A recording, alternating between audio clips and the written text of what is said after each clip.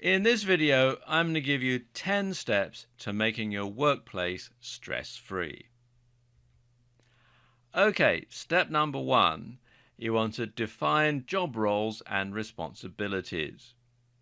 You want to define working hours, shift patterns, rest breaks, responsibility, and authority, so that everybody in the organization knows what they're supposed to do, when they're supposed to do it, and who they're supposed to report to. So there's no ambiguity because, as we said in an earlier video, ambiguity can be a big source of stress. Step number 2 is you want to be realistic. You want to ensure that workloads are in line with workers' capabilities and resources so that people can do what's expected of them. You also want to make sure that employees have the tools and resources that they need to do a good job. So you don't want someone to paint a great big wall with a toothbrush. You want to make sure that they have a nice big paintbrush to paint the wall, that sort of thing. And you want to make sure there's fair remuneration. As I was saying again in an earlier video, low salaries and poor benefits only add to the stress of working. If you're working every hour that there is, but you're not making ends meet, that can be very stressful. So you want to make sure that people have the right amount of money to do the job properly. And of course, when people think they're being taken advantage of, then this can be stressful and demotivating. If people are working very hard, but you're not looking after them properly, then they're going to think, oh, why should I bother? So you want to find ways to include alternative benefits and perks if you can't afford to pay a big salary.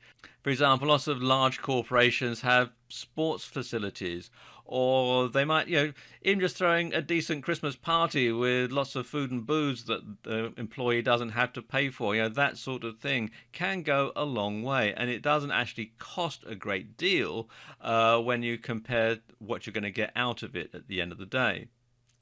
But also, you should pay people what they're worth to your enterprise. Don't be a cheapskate or a skinflint boss. Make sure that the amount of money that you pay them is proportionate to the amount of income that they generate for your enterprise. And step number 4 is to communicate. And you should communicate clearly and unambiguously. You want to tell people what they need to know to do their jobs efficiently. Don't leave out some crucial piece of information that they're going to need to know, because if they don't know it, they're going to do the job entirely wrong, and then they're going to have to go back and start all over again. And that can be very, very stressful. You also want to make sure that people are kept in the loop with what they need to know, so that if there's some sort of a development takes place, then people know what's going on so that they can make adjustments accordingly. And you also want to make criticism constructive. Don't just simply shout at someone and say, oh, you're doing this all wrong. What you want to do is make some sort of constructive criticism. If you did this that way, it would be more efficient, that sort of thing. And remember that communication is a two-way street. So you want to make sure that you get plenty of feedback from your team so that you can change the way that you do things to make things more efficient. So that becomes less stressful for you as well as for the people that are working for you. Okay, step number 5 is be proactive. Like I was just saying in the last point, communication is a two-way street. So when you find that there's something coming back that's negative, you want to nip any problems in the bud. You want to make sure that any negative feedback is handled quickly. Because making people's lives easier can make your life easier by return. Step number 6 is career development.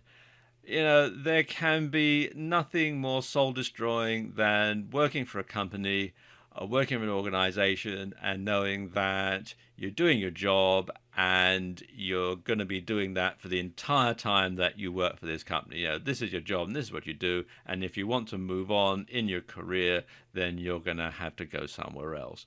And that can be very stressful and demotivating. Bear in mind that your best business asset is your people. So you want to support career goals by offering development programs, and you want to offer educational support to key employees so that they can then bring their expertise and their newly acquired knowledge to bear to help build your business. And when employees know where their career is going, they tend to be happier and more committed. And of course, if you're an entrepreneur, then you want to invest in your own personal development and you want to keep up with the latest ideas so that you can take your business forward to the next level. Step 7 is to give credit where it's due. When people perform beyond what's expected of them, recognizing their efforts makes them feel appreciated. So, if you're happy with the way someone's doing their job, tell them, a pat on the back, either physical or metaphorical, can go a long way. And when someone comes up with a good idea, you want to make sure that others know it came from them and not from you. There's nothing more stressful and frustrating than doing your job and somebody else takes the credit for it. Okay, step number 8 is socializing. And when you encourage employees to socialize out of hours, it helps to form bonds and create a working family. And, a sense of belonging is very important. It binds people together, and that's going to cut down on staff turnover.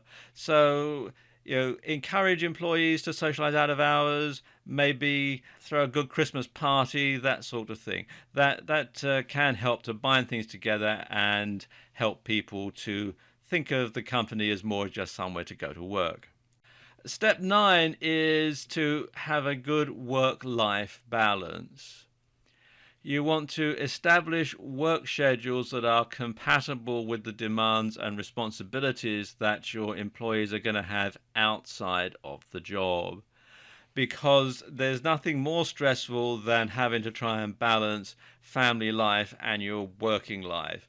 And it can be very, very stressful because then you have divided loyalties, which goes back to what we talked about in an earlier video. And when possible, you want to establish flexible work schedules, things like telecommuting and other remote methods of getting the job done. Now, the end result of all this is you have employees who are happy, healthy, and committed to the organization. And when you cut down on the levels of stress, of course, you're going to have much lower turnover of employees. So that means you don't have to have all the expense of going out and hiring someone to fill a job from someone who's quit because they simply found the job too stressful. And finally, step 10. You want to innovate. You want to keep abreast of the latest ideas and you want to encourage employee input. Make your business one that people want to work in because it's interesting and exciting, and you'll find that the employee stress levels go right down. Or if they don't, it'll be stress levels of good stress rather than stress levels of bad stress.